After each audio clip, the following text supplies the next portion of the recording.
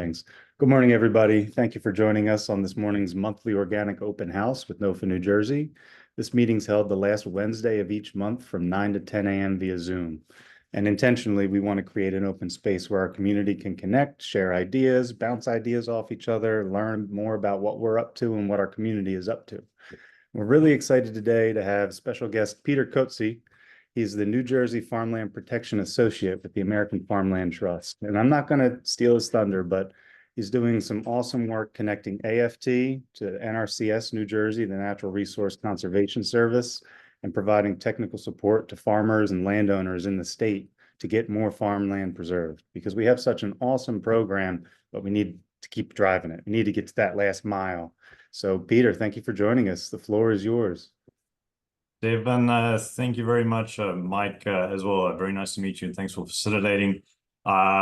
So yeah, I'm gonna just go ahead and get started, and I'm gonna share my screen over here, and we will take it from there. Devin, is there a way? It just says screen sharing is disabled. If you could just enable that for me, please, and then I will share some slides.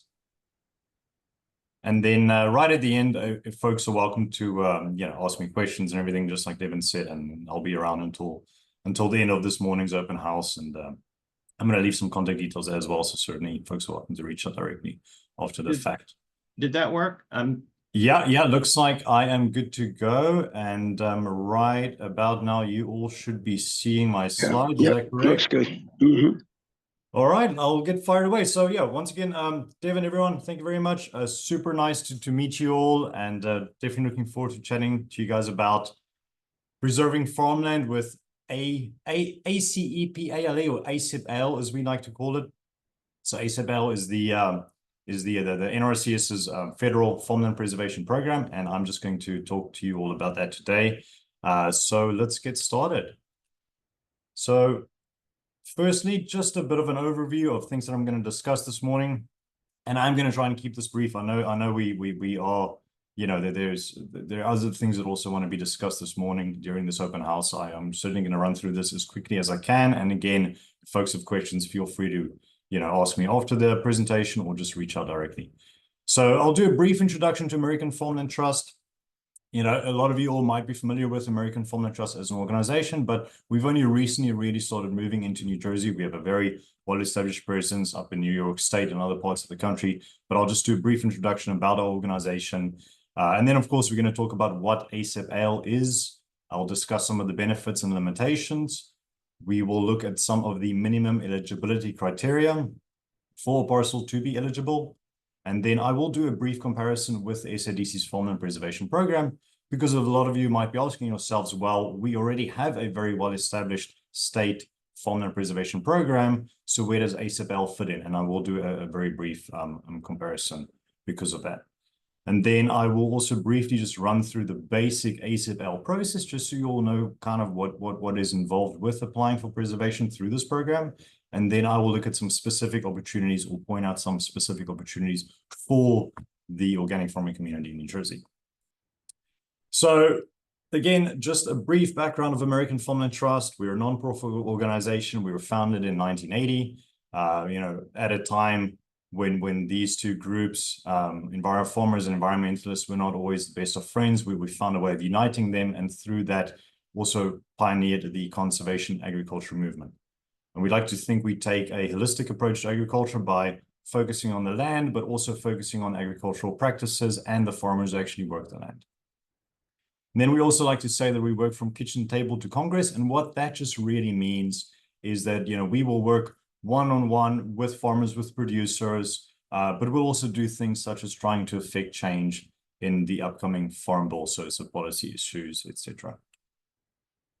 Now, at American Farmland Trust, we say that our mission is to save the land that sustains us, and we do that in 3 different ways: by protecting farmland, which of course is what we're going to be talking about today, by promoting sound farming practices, and by keeping farmers on the land. So those are the 3 main things that we focus our efforts on.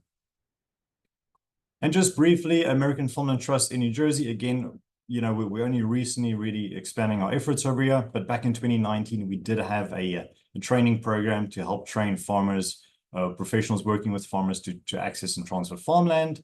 And then more recently, as of this year, we have our Smart Solar program, where AFT has partnered with Rutgers to develop a training program to train New Jersey's farmers on how to farm around solar panels, so agrivoltaics, which some of you might be familiar with. And then, of course, farmland preservation, which is the side of AFT's work that I'm involved in. Like I said, this is a partnership with the NRCS to try and preserve more of New Jersey's farmland through the ACEP-ALE Farmland Preservation Program. Now, I don't think I need to tell this group the importance of protecting farmland in New Jersey, but I do like to throw some data out there. So AFT did what's called the Farms Under Threat report a few years ago. This is a study that looked at, how farmland is going to be affected based on different development scenarios.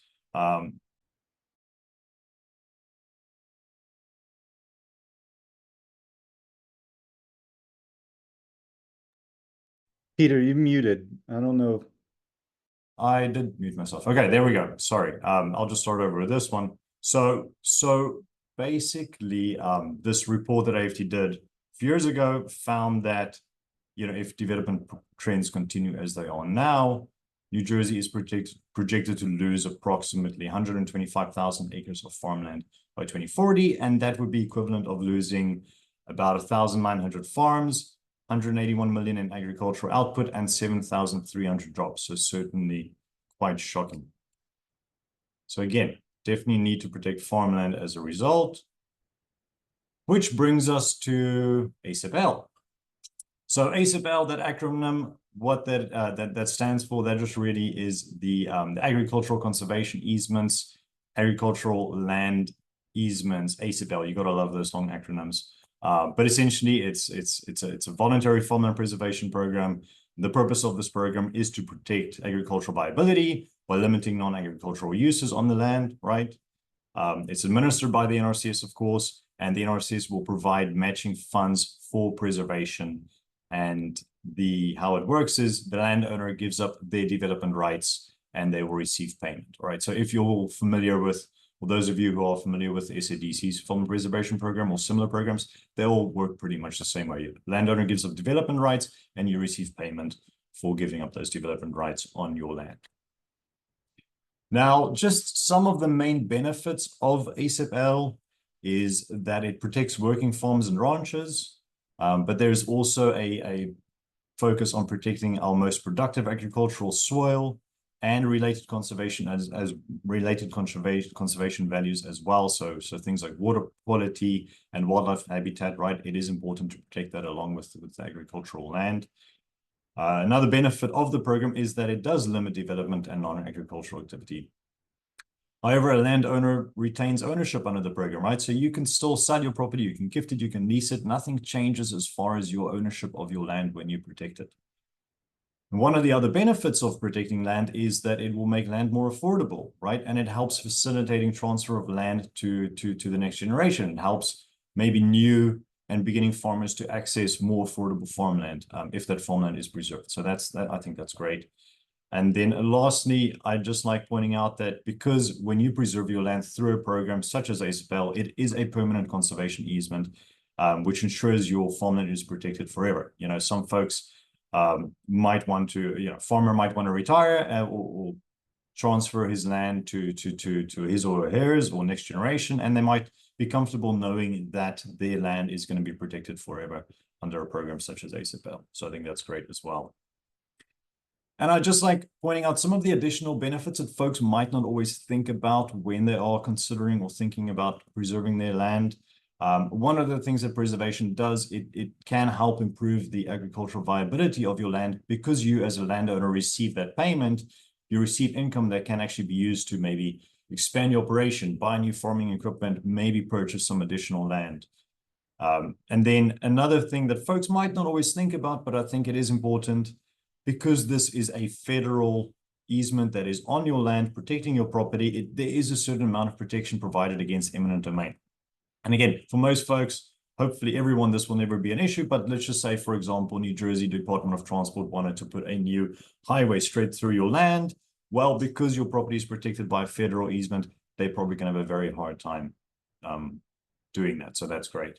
And then, of course, one thing I just like saying as well is that, protecting your land, whether it's through ACEP-ALE or a similar program, it helps to keep rural areas rural, which I think is very important. Now, that being said, I also think it is important to acknowledge some of the limitations of the program, right? So when you do preserve your land, it does limit future development and subdivision of the property.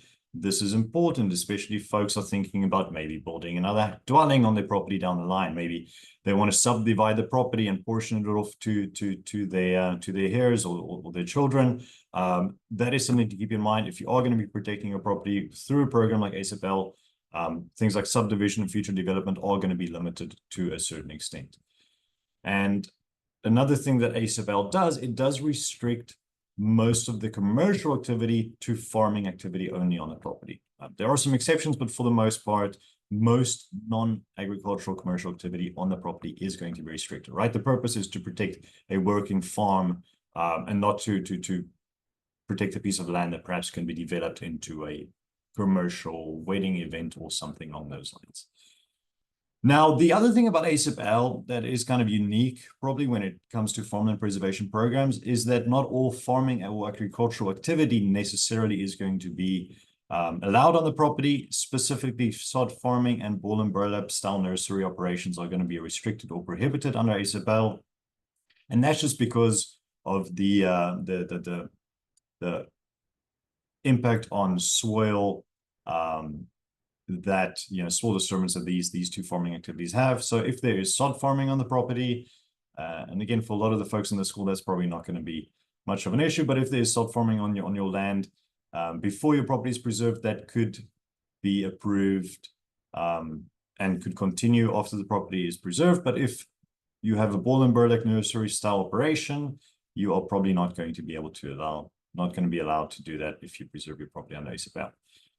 And then just the final sort of major limitation with this program that folks who've heard about this program are probably familiar with is that it does take a long time to close, right? It does take a long time to receive your funding. Currently, the average is about 18 to 24 months. So once you submit your application and the NRCS accepts your application, starts reviewing it, it takes about 18 to 24 months before they'll close and you actually get your payment. Now, it is a federal program, right? It is federal funding that you are trying to get. So there is going to be a lot more I's to cross. There is going to be a lot more I's to dot and T's to cross. That is just the reality of the situation. But at the same time, it is worth noting that there are a lot of efforts underway to try and streamline the whole ACEP-ALE process, both within the state and nationally. They are trying to streamline it and speed up the process. So I'm certainly happy to provide more information about that if anyone's interested. Now, probably one of the most important things is what kind of parcel is actually going to be eligible, right? What is the minimum requirements for a parcel to be eligible for ACEP-ALE and the funding that comes with that? Now, there are four main criteria that a parcel only needs to meet one of these four main eligibility criteria. So the parcel either needs to have at least 50% prime or other important soils, or if the parcel protects grazing uses or related conservation values, that's probably going to be a bit more out west where there's a lot more, sort of open grazing land and prairie. But thirdly, if the parcel contains historical or archaeological resources, it could be eligible. These resources would have to be registered on like a national or a state or tribal historic register. But lastly, the fourth one, and I've gone ahead and underlined that one because that one is kind of interesting. So in a nutshell, in New Jersey, we have the Agricultural Retention and Development Act of 1983, okay? And that required counties to create these designated agricultural development areas or ADAs, which are designated areas for agricultural protection and viability. And essentially what ACEP-ALE, what this final furthers a state or local farmland preservation protection policy allows is that in New Jersey, because of our Agricultural Retention and Development Act, even if a parcel doesn't contain any prime or other important soils, but if it's located within an agricultural development area, more than likely it will be eligible for ACEP-ALE, which is actually very cool.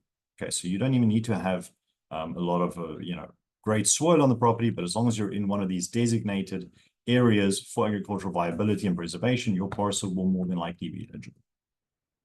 So something to keep in mind. A few other considerations for preservation. If you are going to try and preserve your land through this program, you can have forest on no more than 2/3 of the easement area. So 2/3, up to 2/3 of your parcel can be wooded or forested. It just can't be more than 2/3 of the easement area.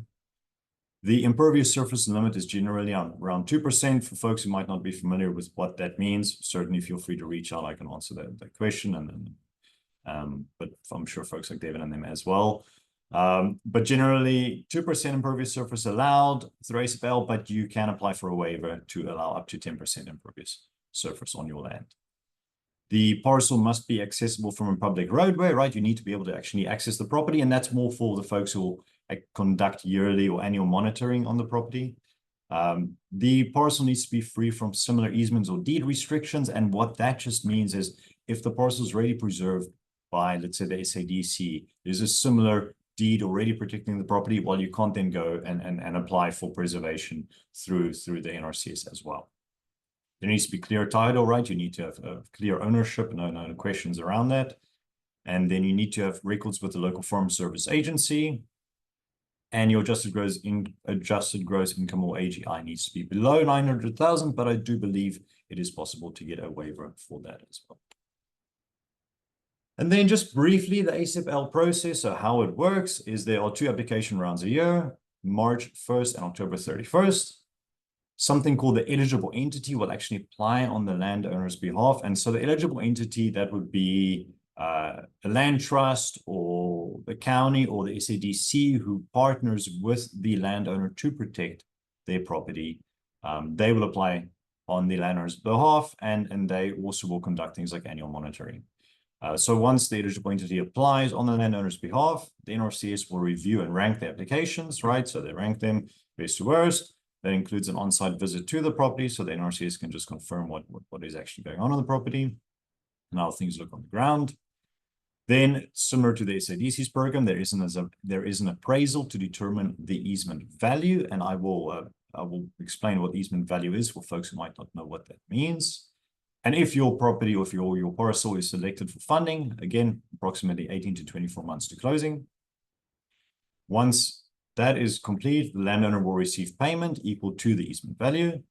And then, like I said, the eligible entity will conduct annual monitoring. So they will just come and visit your property, take a walk around once a year, take some photos, and that's it, just to make sure that everything on the property is still okay.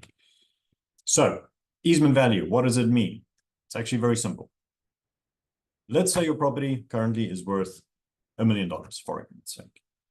Now, once you preserve or you protect your property, because you are taking away development rights, because you are taking away the potential to construct a future dwelling or to subdivide your property, or to construct a huge non-agricultural commercial facility on that property. Because you remove the development rights, it does reduce your property's value. So let's say before preservation, your property is worth $1 million. After preservation, your property is only worth $700,000. That $300,000 difference, that is what you will receive. That is the payment you'll receive just for protecting your land, right? That is the easement value. So you will get paid that much money, in this example, to protect your land, to keep farming it as you always have. Nothing really changes as far as how you use your land, as long as you continue farming it. So yeah, that's kind of how easement valuation works, what the easement value is. Now, like I said, I think it is important to do a bit of a comparison with the SADC's Farmland Preservation Program. Like I said earlier, most folks are probably aware New Jersey has a very, very successful and very well-established farmland preservation program that's run by the SADC. Vast majority of the farmland in our state is protected by the SADC's program, and they've done a great job of doing so.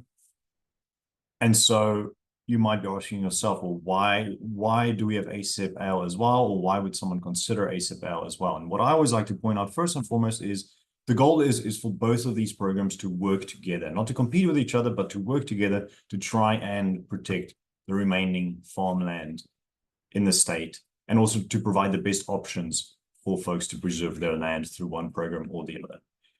So there are a lot of other smaller nitty-gritty differences between the two programs, but just the main ones that I like to point out. So with ACEP-ALE, there is no specific eligibility requirements for smaller parcels, okay? Anyone who's familiar with the SADC's Farmland Preservation Program will know that once you get into smaller parcel sizes, there are some specific requirements. For example, if your parcel is less than 10 acres, the SADC program requires that you have at least 5 tillable acres. With ACEP-ALE, there is no minimum parcel size. There is no requirement for smaller parcels. So whether you have 5 acres or 500 acres, the requirements are the same. And I will say that I believe the NRCS has preserved a 3-acre parcel through ACEP-ALE. So certainly, regardless of size, yeah, that's kind of cool. Then something else to keep in mind, one of the big differences is that ACEP-ALE is generally a bit more restrictive than the SADC's program. And you can look at this either way. I work with a lot of the land trust in the state, and some of our land trust partners have actually said that they prefer ACEP-ALE because it's more restrictive. But then some producers will prefer the SADC's program because you get things like higher impervious surface allowances. So do keep in mind, again, ACEP-ALE is more restrictive. There is a certain agricultural activity that is going to be restricted. Most non-agricultural commercial activity is going to be restricted, right? Things like special occasion events, wedding venues, those sort of things.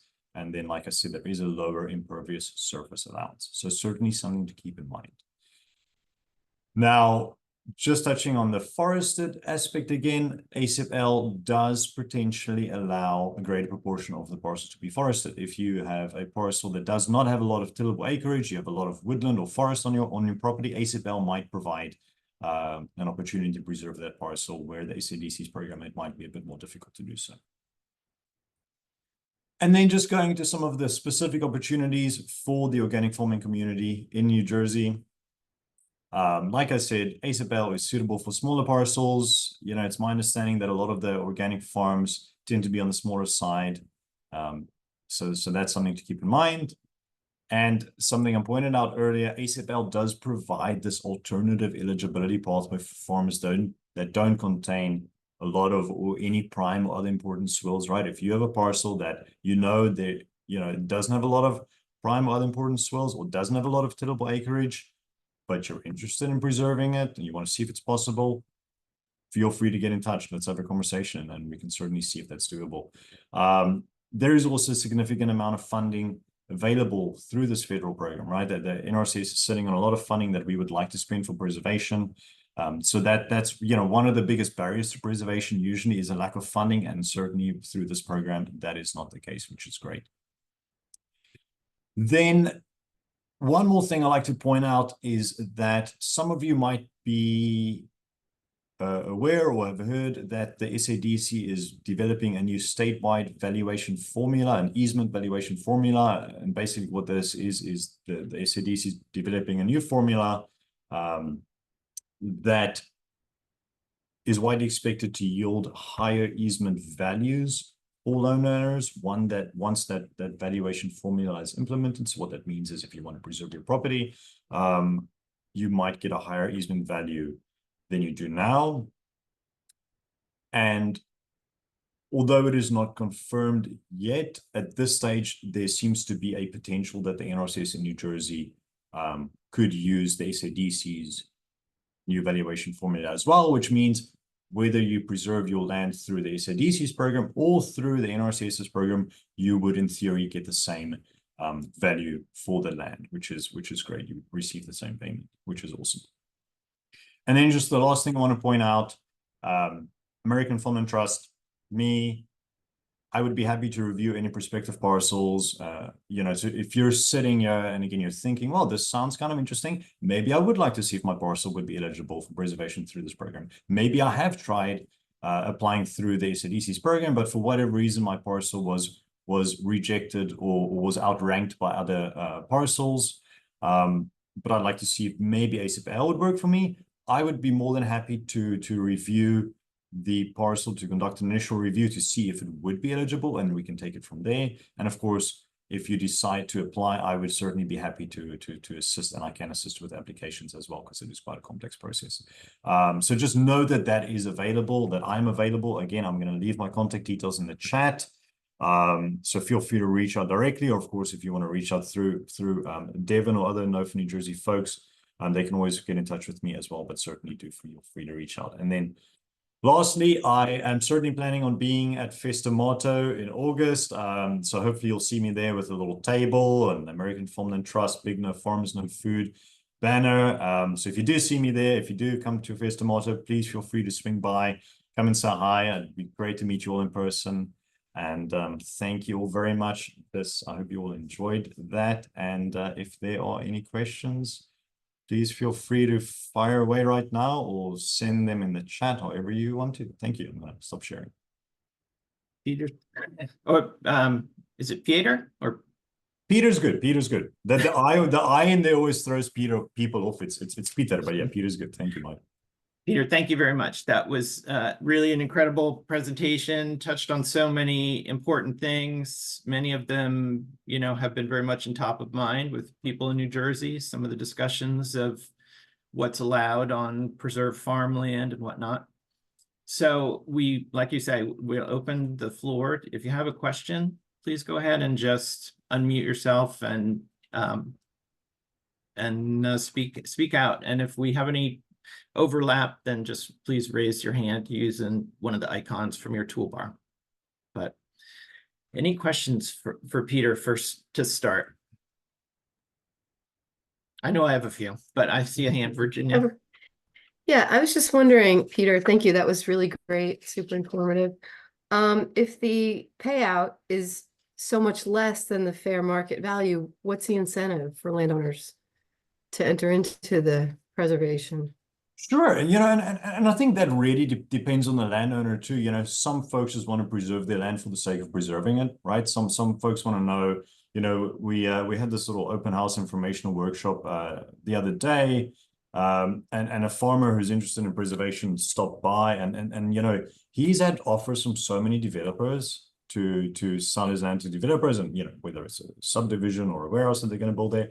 And he has turned everyone down because all he wants to do is he's going to be retiring soon, and he wants to know that his land is going to remain the way it is now forever, right? So that could be the incentive right there.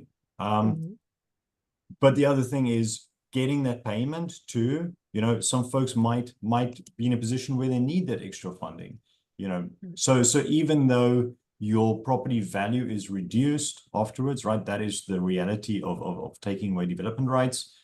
There is a chunk of change that you can put in your pocket or spend however which way you will. So that's certainly, I think, the main incentive. Thank you. I want to jump in there on that point of the value. One of the things that struck me was interesting was your intention is to support local efforts in addition to all the other things that you're supporting with this program. So it seemed like if a local, like my situation in my town, we're really at the top of the watershed for the, what is Stony Brook, Millstone, and we flows out into the Hudson all the way from the western side of New Jersey. So our community could make an effort to preserve farmland in this area together and be able to access the funds that you guys are making available. So it makes it possible for a small effort to be bigger. And that also gets the other incentive, I think, well, that's maybe not, I'll shut up for a minute. No, I think, Mike, that's a good point, you know, and again, you know, what is the overall incentive, and just, you know, looking at the pace of development in New Jersey, looking at the rate at which we are losing farmland to things like warehouse development, you know, there's a huge effort underway to try and protect as much of the farmland as we can as soon as possible across the state. You know, New Jersey, it's ironic. We're the most densely populated state in the country. So massive development pressure there. Yet we have actually done a great job of protecting all the farmland in the state. So we have what, about 750,000 acres of farmland in the state. We, as of last year, we have protected around 250,000 acres. So that's about a third of the farmland in New Jersey is already protected. But I believe the state's goal is to protect something like 500,000 acres, and to do that in the next, I think by 2050, right? So as soon as possible. So that's a massive incentive right there. I mean, I can speak from experience just because a farm that we had purchased in Bucks County, I know I'm on the other side of the river, but either way, you know, we were able to purchase it through joint, basically joint financing with an FSA loan and a loan from M&T. Obviously, the loan from M&T had a ridiculously high interest rate, and the loan from FSA was incredibly low. So after we did sell our development rights and got that huge chunk of money, we paid off the loan for M&T. And now we have a very, you know, affordable mortgage that, you know, with small scale farming, we can actually, you know, pay. Because otherwise it would not have been feasible. And we did take a very big risk in purchasing the property and not knowing if we would be able to, you know, actually sell the development rights. So can be risky. Joanna, that's interesting. Thank you. And I feel like that's a story we hear quite often, and it really emphasizes the fact that when you preserve your property, if you're farming your land, nothing changes. You get to use your property as you have previously, but you get a bunch of money for it, right? You get paid for it, and as long as you keep farming the land, you know, nothing should change with how you manage your land, which is great. So I just had a question, like in terms of the criteria, like, do you have to farm your land? Do you have to continue to farm your land? My assumption is, like, when we did it through the Bucks County, you know, we didn't have to farm our land. We're required to farm our land through FSA loan, but either way, that was just a question. No, and that is something that comes up quite often, and you know what I will say is, your property is going to have an annual monitoring visit, right? So you know, whoever holds the easement, the land trust, etc., will visit your property and see if you know what activity is happening on the property. But then again, no one can force you to farm the property. No one's going to force you to till the soil and plant some crops. The land might just be lying fallow for very good reasons, right? But at the end of the day, what is being protected is that productive agricultural soil, or the property, the ability of the property to be a viable agricultural property.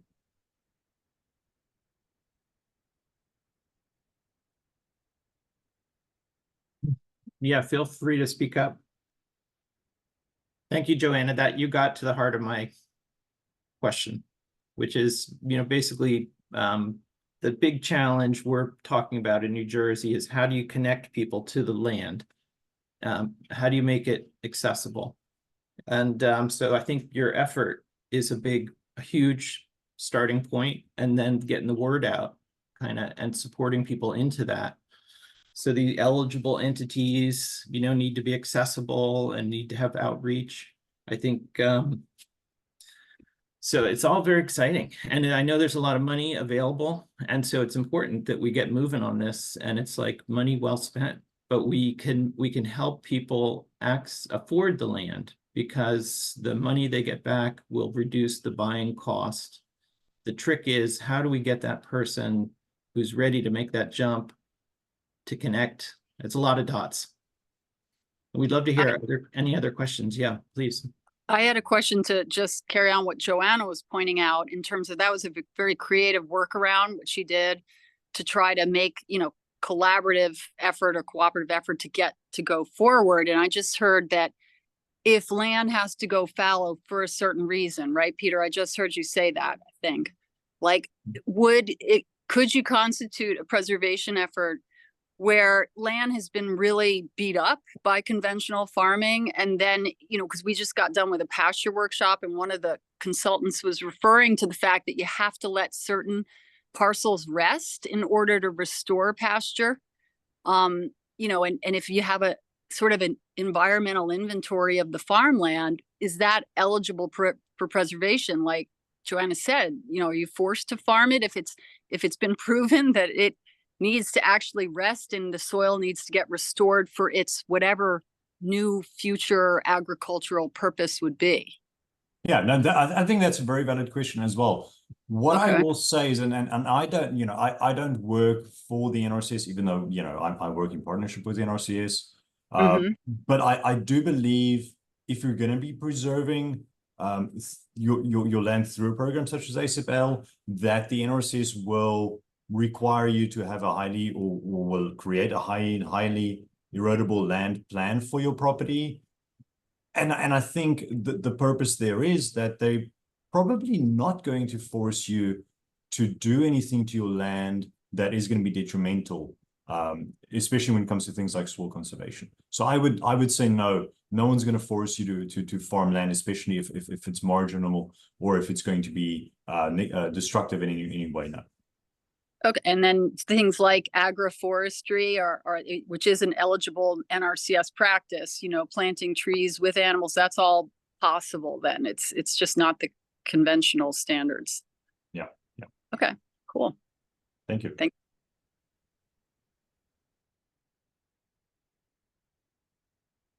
Specific questions for Peter, definitely go ahead, Joanna. And folks, don't hesitate to just unmute and speak out. We'll get to everybody, but we do want we want to hear your voice, and we're probably going to wrap up this official presentation pretty soon. So, and then we'll just open it up for general conversation. Joanna, go ahead.